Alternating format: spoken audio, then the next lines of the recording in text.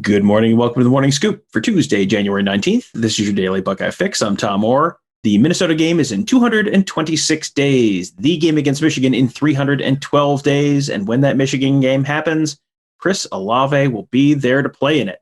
That was the surprising news that broke Monday evening, led to a whole lot of joy all across the state of Ohio.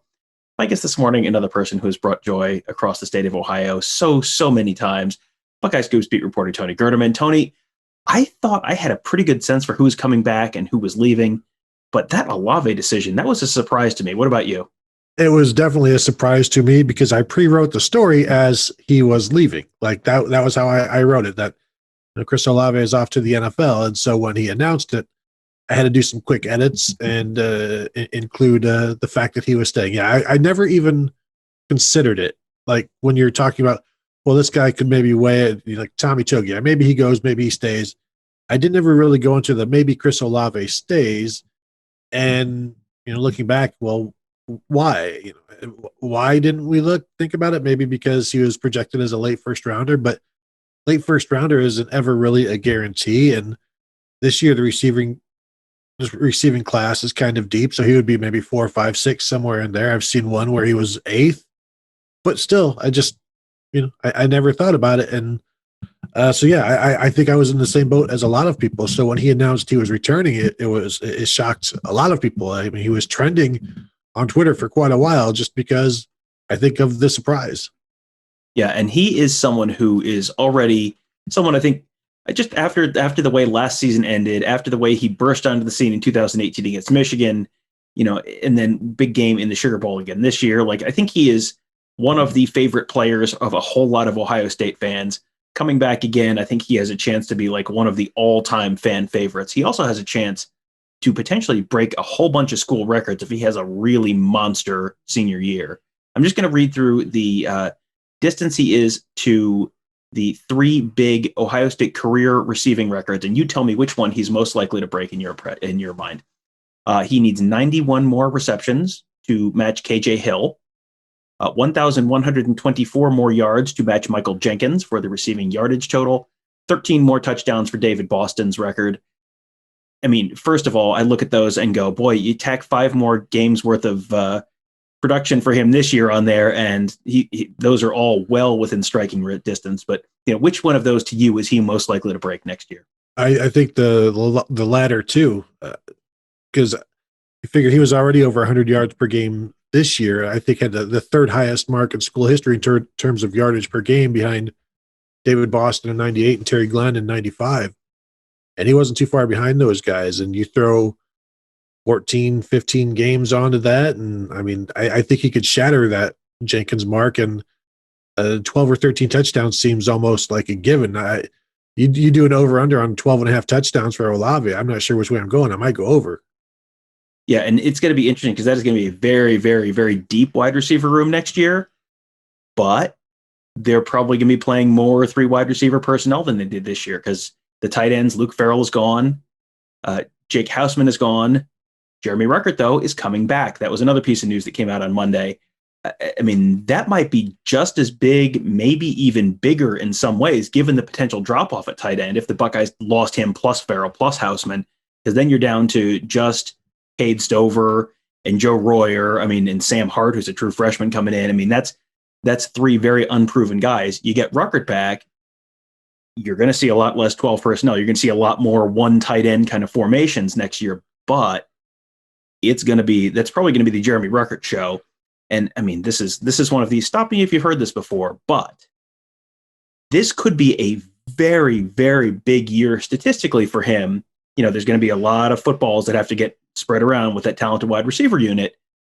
But, at least by the standards of Ohio State tight ends, it seems to me like, am I crazy? Does this seem like this could be a big year by the Ohio State tight end standards for Jeremy Ruckert?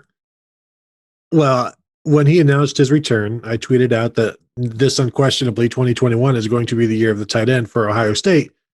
5 hours later, Chris Olave said, and mentioned that, I'm going to be coming back. So, but I do think that Jeremy Ruckert is going to be one of the the top 2 or 3, 4 receivers for the Buckeyes. And you're talking, I don't know, is that 35? Is that 40 catches somewhere in there? Which is rarefied air for an Ohio State tight end. And as you mentioned, they will be playing less 12 personnel, less sets with two tight ends. And when they do, that second tight end is going to be blocking and not really an overall constant part of the offense. I think you'll see more three receivers than two tight ends. And he's going to be in there a lot. And the more you're in there, obviously, the more chances you are going to be targeted. And I also think he's earned the idea that maybe we draw some stuff up for him. Maybe he's the first read on some of these passes.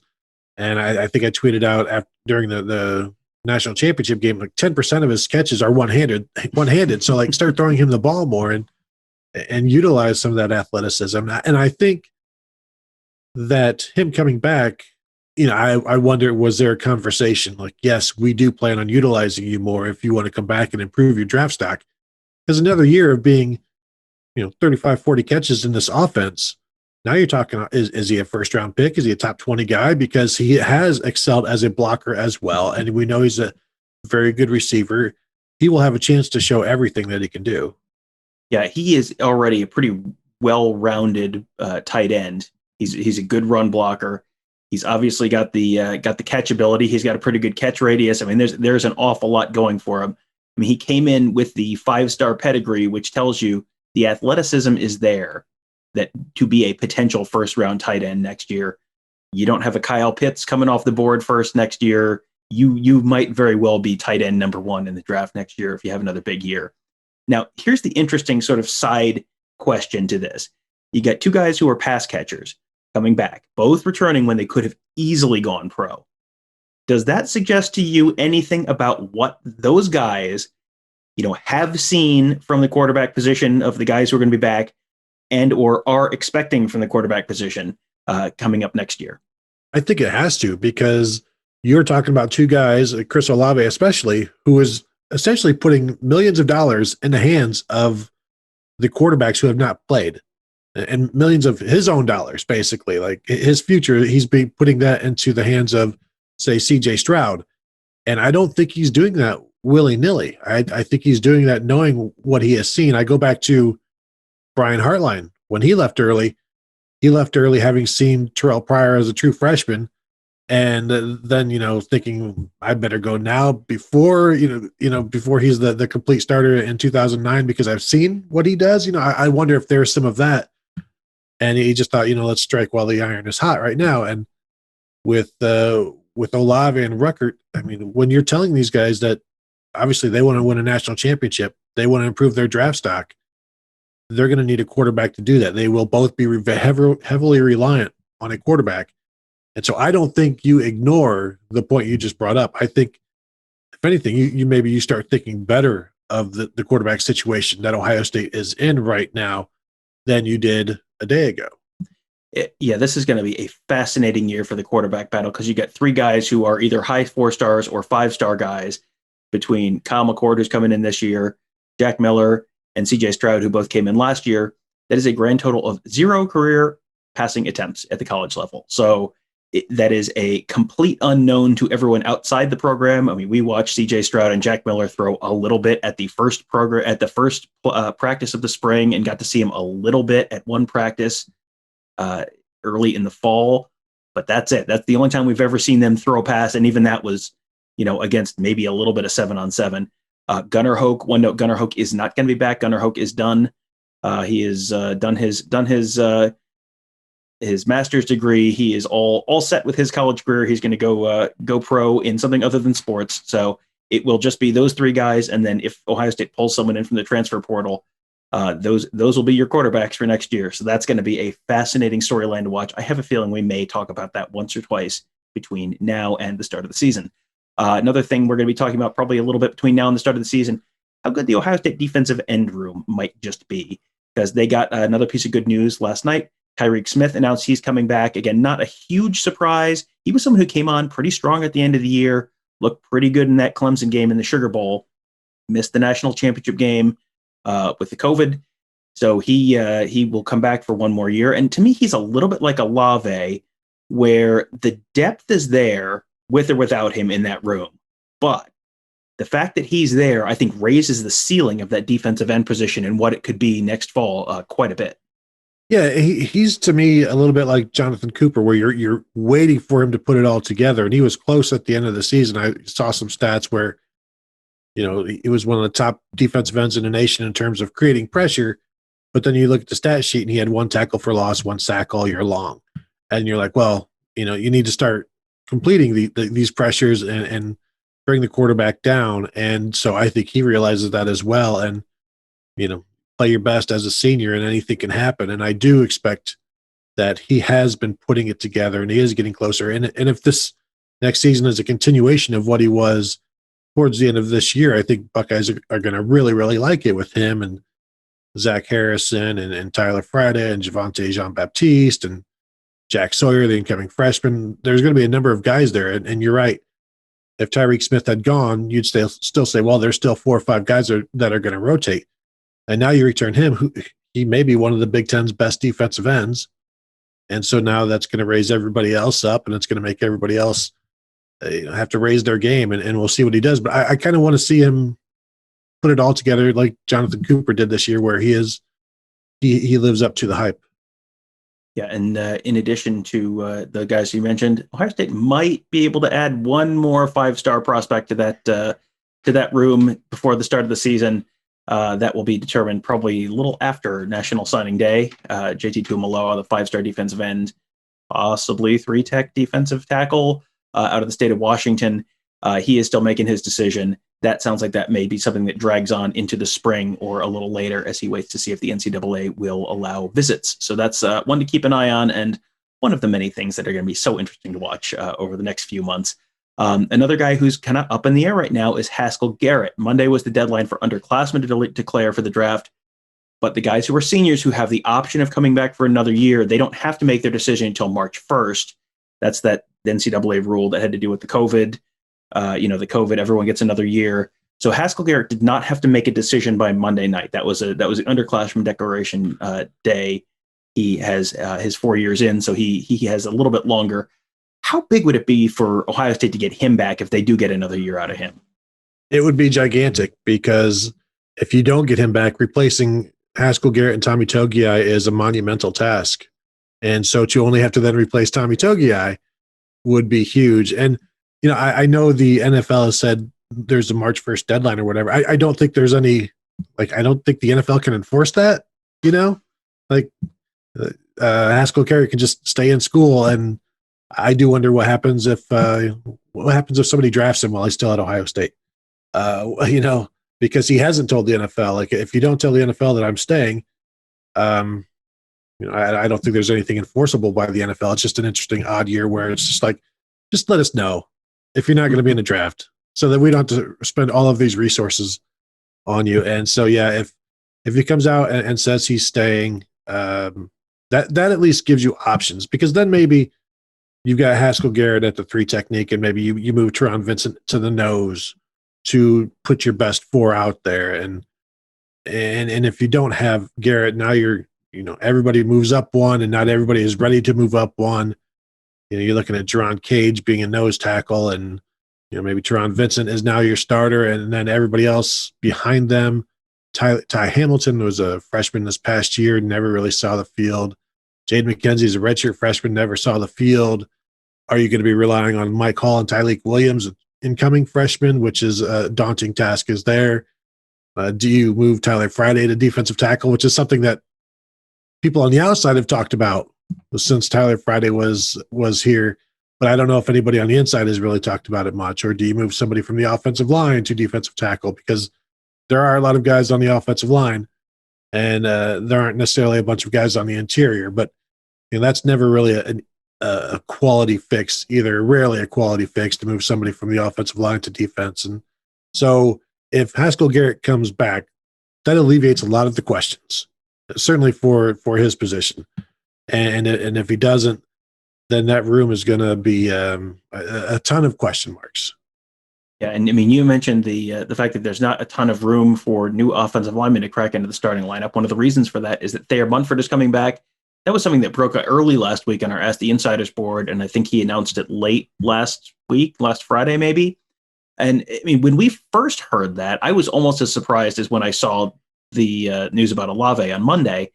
I mean, how big a deal is it to have, for whoever that starting quarterback is next year, you've got that whole wide receiver unit back. You've got Jeremy Ruckert back. Now you've got both of your starting tackles back.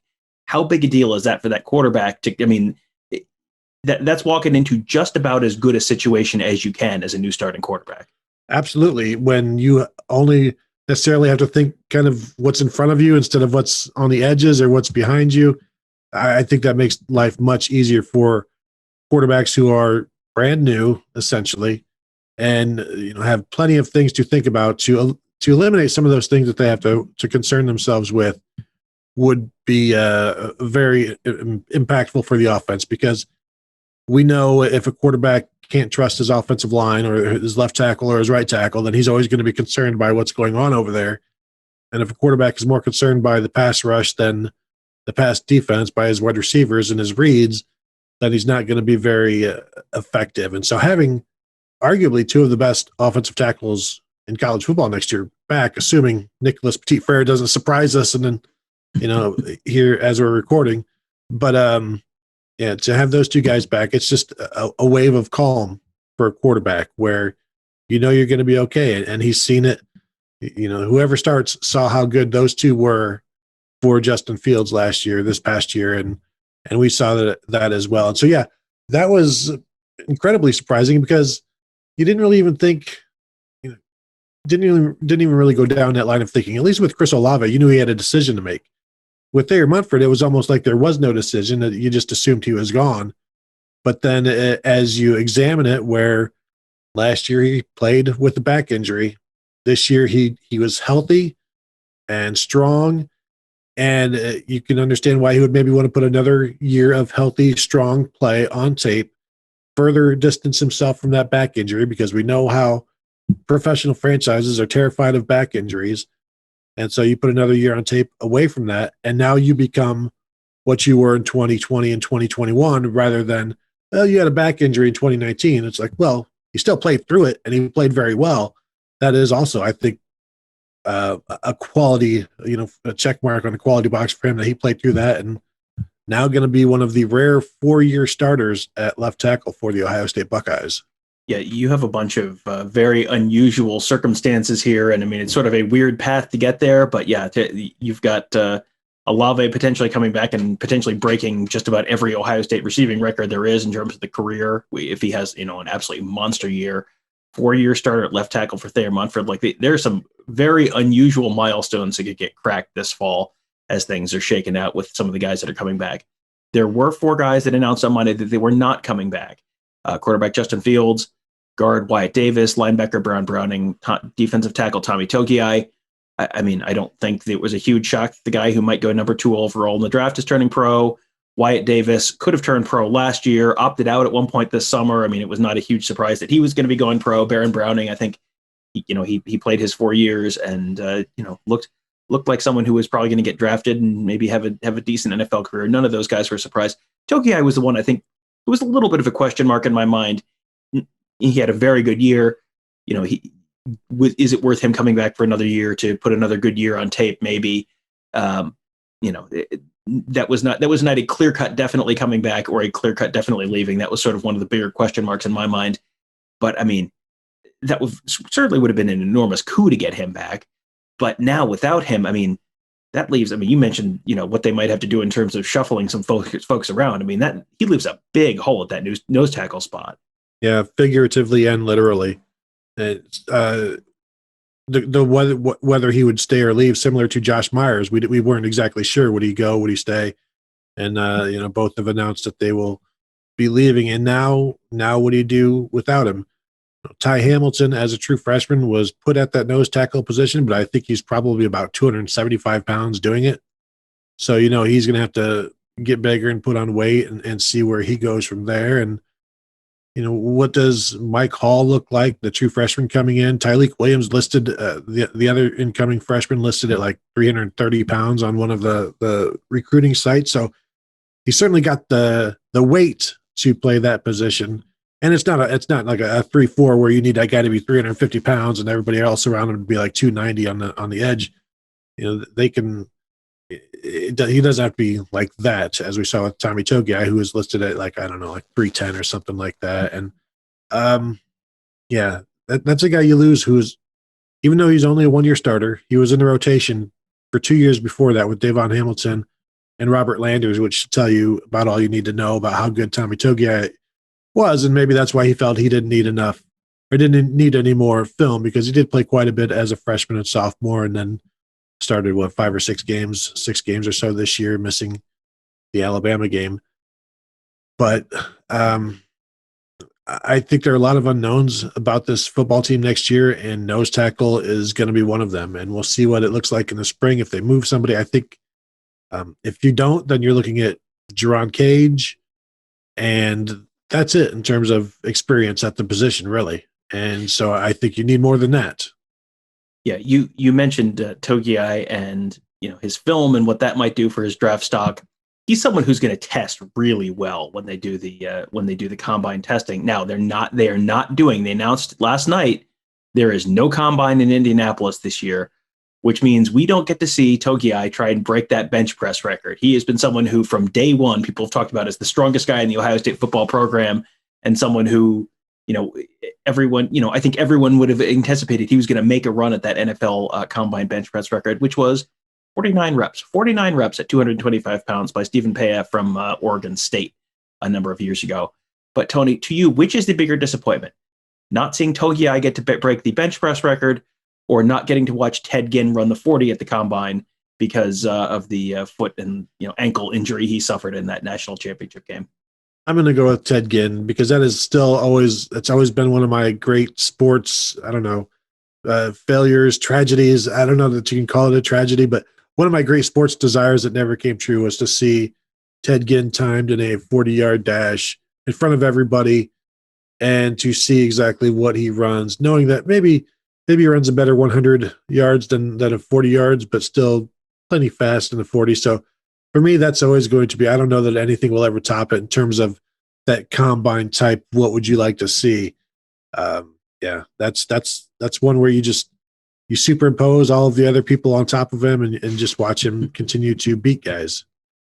Yeah, he would be at 40 yards by the time Rich Eisen was at about 12 or so. That would not have been a particularly good race. The record, I looked, according to what I found, John Ross from Washington ran a 4.22. Then the Bengals picked him, and I think that's the last thing he did. So, yes. So fast 40 time does not necessarily equal good pro career, but it can equal good pro career, as Ted Ginn has shown. So, Tony, thank you for joining us, and we will have a whole bunch more. We'll have a new episode of Buckeye Weekly a little later on today to probably do a little bit of a deeper dive on this and a whole bunch of other interesting topics as we start to turn the page from the 2020 season to the 2021 season. And boy, it is going to be a fascinating offseason. I feel like I said that 3 or 4 times as we head into an offseason with a quarterback battle at Ohio State, and the transfer portal is going to be absolutely incredible to watch, as Ohio State probably has some spots they might be interested in filling and bolstering through the transfer portal. You're going to have guys heading in. You're going to have guys kind of heading out. You've got a potential 5-star recruit coming in the recruiting class if Ohio State can close that deal. And spring football with a quarterback battle and a whole bunch of new faces and new places. And also Chris Olave is back, and all these other guys are back. And man, it is going to be a fun year in Columbus, as they all seem to be right around now. So if all that stuff sounds good to you, this might be a good time to become a member at BuckeyeScoop.com, because I have a feeling we're going to be talking a lot about all of that stuff as we get through the year. You can sign up at BuckeyeScoop.com. Also, you can check out all of our great podcasts, including Buckeye Weekly, but all of our other great podcasts as well. Just search Buckeye Scoop wherever you're listening to this one, whether it's Apple Podcasts or Google Podcasts, SoundCloud, Spotify, Spreaker, you name it, we're there. So just search Buckeye Scoop to find all of our great shows, subscribe to those, and leave us a 5-star rating and review while you're at it. That'll do it for today. Thank you guys for joining us. Thank you for listening. Have a great day. We will talk to you tomorrow.